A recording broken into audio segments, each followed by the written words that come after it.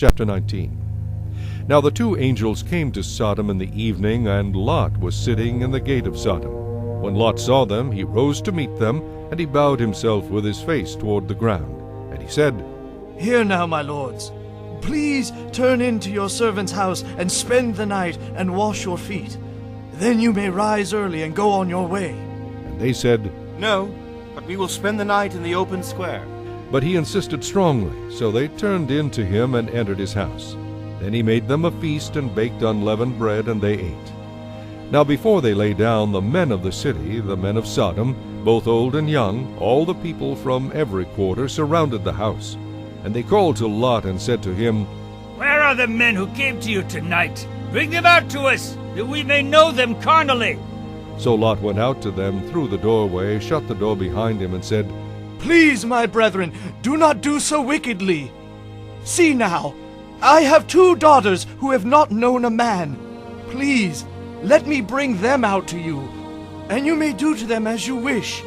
Only do nothing to these men, since this is the reason they have come under the shadow of my roof. And they said, Stand back! Then they said, This one came in to stay here, and he keeps acting as a judge. Now we will deal worse with you than with them. So they pressed hard against the man Lot, and came near to break down the door. But the men reached out their hands and pulled Lot into the house with them and shut the door. And they struck the men who were at the doorway of the house with blindness, both small and great, so that they became weary trying to find the door. Then the men said to Lot, Have you anyone else here, son-in-law, your sons, your daughters, and whomever you have in the city? Take them out of this place, for we will destroy this place, because the outcry against them has grown great before the face of the Lord. And the Lord has sent us to destroy it. So Lot went out and spoke to his sons-in-law, who had married his daughters, and said, Get up, get out of this place, for the Lord will destroy this city. But to his sons-in-law he seemed to be joking. When the morning dawned, the angels urged Lot to hurry, saying, Arise, take your wife and your 2 daughters who are here, lest you be consumed in the punishment of the city. And while he lingered, the men took hold of his hand, his wife's hand, and the hands of his 2 daughters, the Lord being merciful to him, and they brought him out and set him outside the city. So it came to pass when they had brought them outside that he said, Escape for your life. Do not look behind you, nor stay anywhere in the plain. Escape to the mountains, lest you be destroyed. Then Lot said to them, Please, no, my lords. Indeed now, your servant has found favor in your sight, and you have increased your mercy, which you have shown me by saving my life. But I cannot escape to the mountains, lest some evil overtake me and I die. See now, this city is near enough to flee to, and it is a little one. Please let me escape there. Is it not a little one? And my soul shall live. And he said to him, See, I have favored you concerning this thing also, in that I will not overthrow this city for which you have spoken.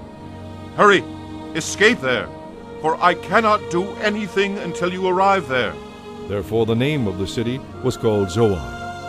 The sun had risen upon the earth when Lot entered Zoar. Then the Lord rained brimstone and fire on Sodom and Gomorrah from the Lord out of the heavens. So he overthrew those cities, all the plain, all the inhabitants of the cities, and what grew on the ground.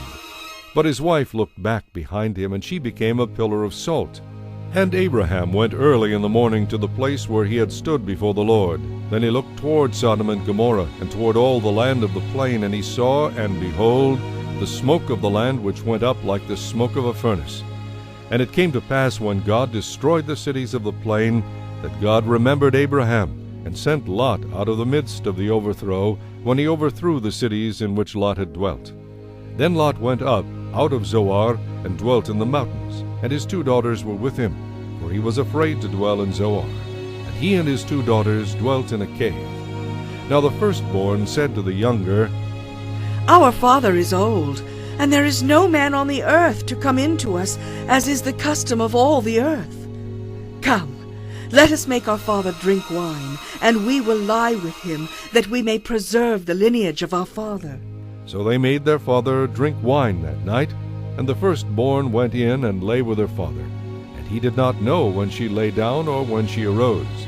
It happened on the next day that the firstborn said to the younger, Indeed, I lay with my father last night. Let us make him drink wine tonight also, and you go in and lie with him, that we may preserve the lineage of our father.